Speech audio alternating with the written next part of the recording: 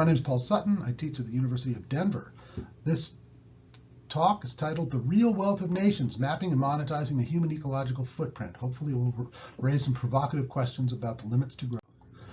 Essentially, we're going to map the dollar value of natural production, which is over here in yellow, photosynthesis globally, versus the dollar value of human impact on the environment, which is measured via the proxy measure of impervious surface, or to what extent we have paved the planet. I essentially attribute $50 trillion to human impact as impervious surface and $50 trillion to the value of the world's ecosystem services as measured by photosynthesis, and I subtract one from the other to measure, to produce a measure of sustainability at nationally aggregate levels.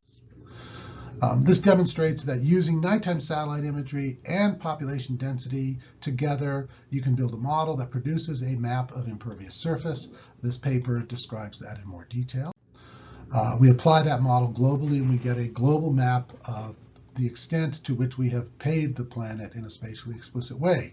The United States, Western Europe, India, and China have all paved the planet to a great extent for various reasons. China and India, large populations, United States and Europe, high levels of per capita consumption. We've demonstrated that impervious surface area is a proxy measure of this idea of an ecological footprint that is developed by Matisse, Wackernagel, and William Rees, and they have a global footprint network that continues to work in that area. We monetize natural capital by associating $50 trillion worth of ecosystem services using photosynthesis as a proxy measure. There are other ways to do this. This paper demonstrated that ecosystem services are worth more than the entire global market economy. This is what a spatially explicit data set for the entire globe of terrestrial photosynthesis looks like, developed by Modis. There are many of these kinds of data sets out there. We're choosing a point in time, probably the mid-'80s, where we were at carrying capacity according to the Global Footprint Network. And so we're going to use 50 trillion as roughly the GDP of the world in the year 2000 and see what that looks like for national aggregations. So when we look at it in a spatially explicit way at 1 kilometer resolution, the red areas are places where we are not sustainable, green areas where we are sustainable, beyond carrying capacity or ecological footprint in excess of natural endowment. Aggregated to national levels, these numbers are going to be distorted by the size of the country. Larger countries have more net PP happening in them. Impact, pavement, the United States has paved the world a lot, as has Russia, as has China and India. This is more a function of a combination of population and consumption. The top 20 nations with a surplus are Brazil, Russia, Australia, and Canada because they have small populations and large countries. This does not look like a World Bank debtor list because it has to do with how much of the environment is being used up through impact. India, China, the US, and Japan are on the top 20 of the debtor nations.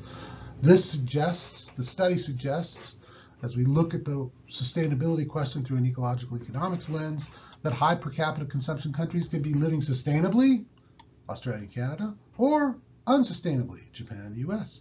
Low per capita consumption countries can be living sustainably, Tanzania, Madagascar, or unsustainably, Pakistan and India. So this raises some interesting equity questions that are raised by the I equals PAT question. So a little more on ecosystem service valuation background. We published this paper in '97, the value of the world's ecosystem services natural capital. In '97, it was $33 trillion a year relative to a global GDP of 18 trillion. We did a follow-up study in 2014. Gross world product was up to 85. World's ecosystem services were up to 125 trillion. And this is because we've had better numbers for the value of ecosystem services and land cover changed. The new global value was 125. Losses since 1997 amounted to a reduced annual flow of 20 trillion per year. That's essentially the entire GDP of the United States. So ecological economics as a paradigm thinks that human well-being should be the goal of our economic activity and would involve a different understanding of the value of nature and the nature of value. And basically, the current neoliberal economic system we live in does not serve our economy well. We should design our economy in service of life rather than increasing GDP.